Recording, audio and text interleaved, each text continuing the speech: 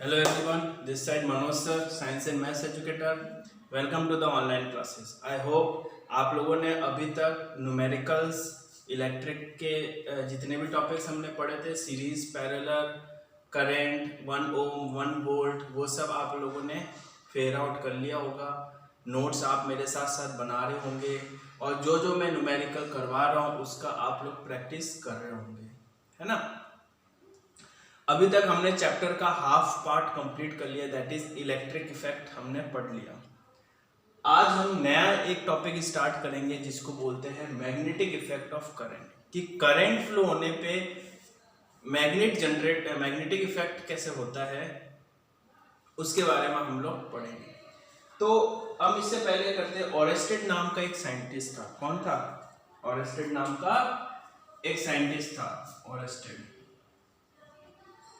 जिसने 1820 में, I think 1820 जिसमें 1820 में इसने क्या किया था कि ये नॉर्मली कुछ कर रहा था और इसने क्या किया कि ये मान लो कि एक वायर है, गलती से कंपास होता है, कंपास जिसमें हम जंगलों में जाते हैं तो हम उसके नॉर्थ एंड साउथ डायरेक्शन देख पाते हैं, है ना। कंपास के अंदर जो नीडल होता है, कंपास ऐसा होता है ना, इसके अंदर जो आपका ये नीडल होता है ना, ये नीडल जो होता है ये आपका मैग्नेटिक ही होता है ना।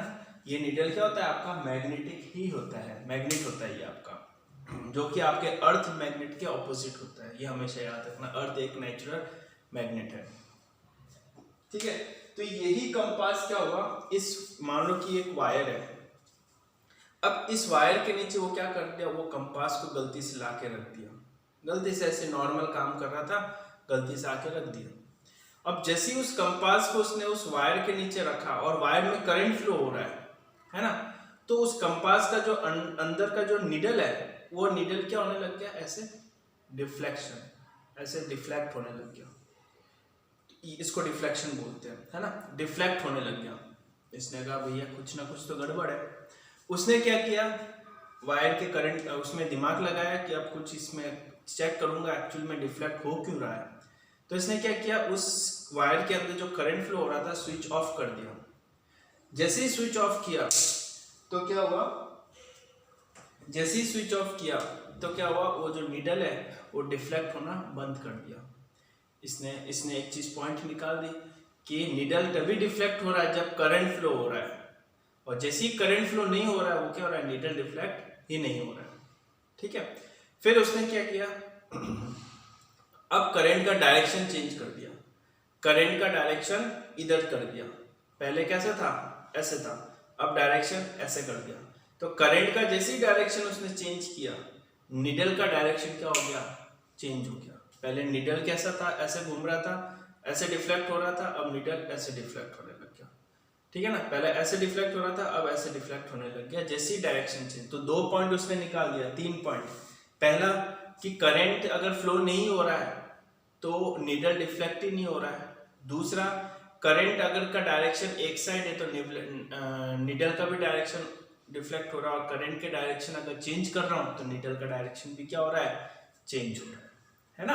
तो उसी चीज से उसने 3 डायग्राम के हेल्प से हमें समझाया है। सर्किट डायग्राम है, इस केस में क्या हो रहा है, इस केस में करंट फ्लो ही नहीं हो रहा है, करंट जा ही नहीं रहा है। तो जब करंट ही नहीं जा रहा है इस वायर के अंदर, तो इस नीडल को रखने पे, ये जो आपका ये कंपास को रखने पे, ये जो नीडल है, एरो जो बनाया ना, ये नीडल की तरह मान लो आप, ये जो नीडल है वो डिफ्लेक्ट नहीं हो रहा है, इसने ये बताया। दूसरा क्या किया, उसने करंट फ्लो करवाया, जैसे ही करंट फ्लो करवाया नीडल जो है डिफ्लेक्ट करने लग गया, है ना, दूसरे साइड में आने लग गया। फिर तीसरे साइड में कैसे हुआ, जैसे ही उसने वापस इसका डायरेक्शन, अब देखो यहाँ पे करंट का डायरेक्शन ऐसे है, प्लस से ऐसे जा रहा है, और यहाँ पे प्लस ये रहा, करंट का डायरेक्शन ऐसे जा रहा है। करंट का डायरेक्शन जैसे ही डिफ्लेक्ट हुआ, जो नीडल था वो दूसरी डायरेक्शन में डिफ्लेक्ट होने लग गया।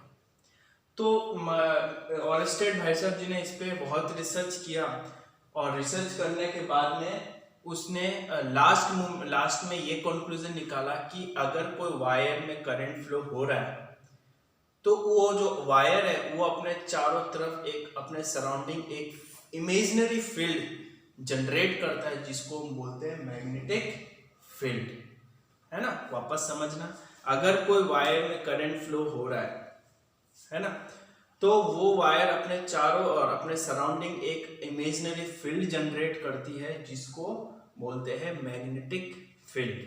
समझ में आया? तो ये ऑरेस्टेज भाई साहब ने बताया, है ना। आप लोग भी देख सकते हैं। अब ऐसा नहीं कि भाई आप लोग कंपास लेके वायरों में जा जाके देखने लग जाओ, है ना। ऐसे मत करना, गलती भी है ना। करंट वरेंट लग गया तो लेने के देने पड़ जाएंगे। समझ में आया? तो ये था हमारा कि करंट से मैग्नेटिक का कैसे, मैग्नेटिक इफेक्ट कैसे हो रहा है ना। तो ये तीन चीज हमने पढ़ लिया। अब मैग्नेटिक यहाँ पे क्या था, डायरेक्शन चेंज हो रहा था। अब किस डायरेक्शन में चेंज हो रहा है कैसे पता नहीं, डायरेक्शन जो है एंटी क्लॉकवाइज मूव हो रहा है या क्लॉकवाइज मूव हो रहा है, इसके बारे में इसने बाद में पता लगाया। तो इसमें के लिए हमारा दूसरा जो टॉपिक है that is direction of magnetic field. Direction दो पार्ट में डिवाइड कर दिया। एक है राइट हैंड को स्क्रू रो, स्क्रू होता है ना, स्क्रू दीवार में हम स्क्रू करते हैं। तो इसका मतलब हम क्या कर रहे हैं, ये मान लो कि ये दीवार है ना, स्क्रू को हम क्या करते हैं क्लॉकवाइज घुमा रहे हैं। तो क्लॉकवाइज घुमा रहे हैं तो स्क्रू कहाँ जा रहा है, अंदर की तरफ जा रहा है ना। तो इसने वो कर दिया कि जो है मैग्नेट, ये जो स्क्रू का जो डायरेक्शन जा रहा है वो कहाँ रहा है, ये करंट का डायरेक्शन मान लो। और किस साइड घुमा रहा हूं मैं, वो मान लो मैग्नेटिक फील्ड का डायरेक्शन, कि मैं क्लॉकवाइज घुमा रहा हूँ कि एंटी क्लॉकवाइज घुमा रहा हूँ। आप लोग दीवार पे स्क्रू को जब कसते हो, तो जब आप कसते हो, जब क्लॉकवाइज घुमाते हो तो स्क्रू कहाँ जाता है, दीवार के अंदर जाता है। और जब उसको एंटी क्लॉकवाइज घुमाते हो स्क्रू को, तो कहाँ जाता है, बाहर आता है। इट मीन्स जो डायरेक्शन है, जो स्क्रू है उसको तो करंट मान लो, है ना, और जो घुमा रहे हो उसको मैग्नेटिक फील्ड मान लो। तो करंट आगे की तरफ जा रहा है तो मैग्नेटिक फील्ड का डायरेक्शन क्लॉकवाइज हो रहा है, और करंट वापस बाहर आ रहा है, मतलब पीछे की तरफ आ रहा है, तो मैग्नेटिक फील्ड का डायरेक्शन क्या हो गया, एंटी क्लॉकवाइज। इसने एक तो ये बताया। दूसरा इसने बताया right hand rule. Right hand, आपका राइट हैंड लेना, राइट हैंड का जो थंब है इसको आपने मान लिया मैग्नेटिक करंट, इसको आपने मान लिया करंट का डायरेक्शन, और आपकी उंगलियों को मान लिया आपने मैग्नेटिक फील्ड का डायरेक्शन।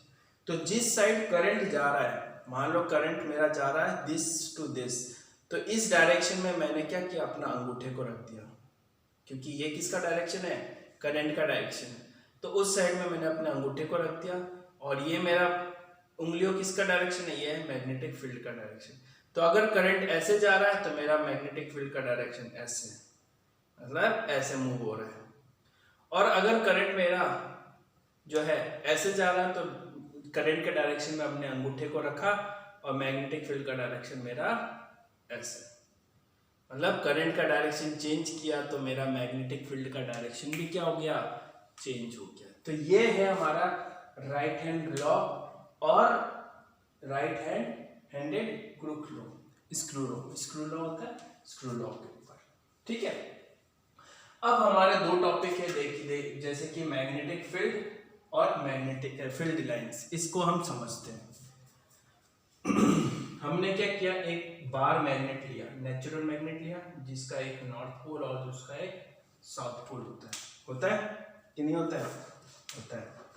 अब जैसे कि उसने बोला कि हमेशा जो करंट है नॉर्थ पोल में, आपको इससे पहले समझाता हूँ कि हमने बचपन में पढ़ा था कि लाइक पोल, नॉर्थ और नॉर्थ एक दूसरे को क्या करेंगे, रिपेल करेंगे, दूर भागेंगे।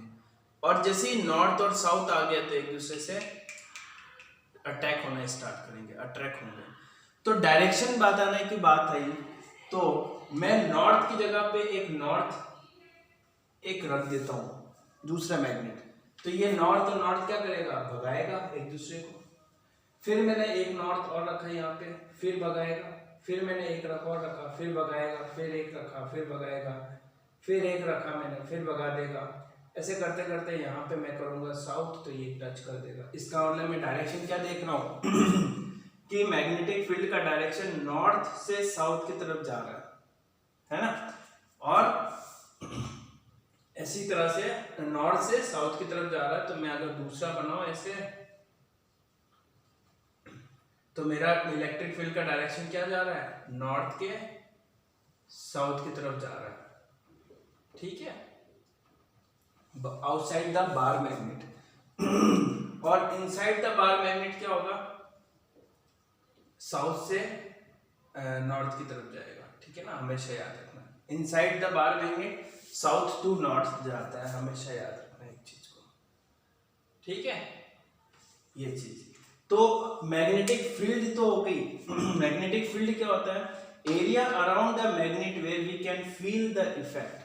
अब कंपास को मैंने वायर के नीचे लाके रखा है, अब ये कंपास को मैं इतना नीचे लाके रखूंगा तो फील नहीं होगा, कंपास में कोई डिफ्लेक्शन ही नहीं होगा, क्योंकि वहां तक एरिया ही नहीं है मैग्नेटिक का, मैग्नेटिक फील्ड का एरिया ही नहीं है। मतलब ऐसा एरिया, वायर का ऐसा एरिया जहां पे मैग्नेटिक फील्ड का असर दिखता है, उस एरिया को मैं बोलता हूं मैग्नेटिक फील्ड, ठीक है। और imaginary line are drawn around the magnet, ये जो लाइंस है, ये वाले लाइंस है ना, ये लाइंस को हम इमेजिनरी लाइन कहते हैं, हम इसको महसूस कर सकते हैं बट इसको हम देख नहीं सकते। महसूस कैसे करेंगे, हम इसको कंपास लगा के देख महसूस कर सकते हैं कि हाँ वायर में अगर करंट फ्लो हो रहा है तो उसके चारों तरफ एक इमेजिनरी लाइंस है जिसको हम फील्ड लाइंस बोलते हैं, ठीक है। तो मैग्नेटिक फील्ड वो इफेक्टिव एरिया जहां पे हमें पता चलता है कि मैग्नेट है, और फील्ड लाइंस वो इमेजिनरी लाइंस जो कि हम एक बार मैग्नेट में बनाते हैं। तो imaginary lines are drawn around the magnet, this is lines are called as field lines. समझ में आया। तो कुछ इस तरीके से जो है हम लोग ने magnetic effect of current, direction of magnetic field और फील्ड लाइंस पढ़ लिया। अब सिर्फ एक टॉपिक बचता है, एसी एंड डीसी जनरेटर और EMI, that is known as electromagnetic induction, है ना। ये दो टॉपिक जो है ये आपको मैं नेक्स्ट वीडियो में कराऊंगा, बहुत इंपॉर्टेंट टॉपिक है। डायरेक्ट क्वेश्चन पूछा जाता है, एसी और डीसी डायरेक्ट की प्रिंसिपल बताओ, वर्किंग प्रिंसिपल बताओ, इनका वर्किंग बता दो, और या फिर इनके डायग्राम बना के बता दो, ठीक है। तो मैं नेक्स्ट वीडियो में आपको बताऊंगा। जब तक आप लोग इसको पढ़िए, न्यूमेरिकल्स जो करवाए वो करिए, उसके बाद हम अगले टॉपिक नेक्स्ट वीडियो में करते हैं, ठीक है। Thank you.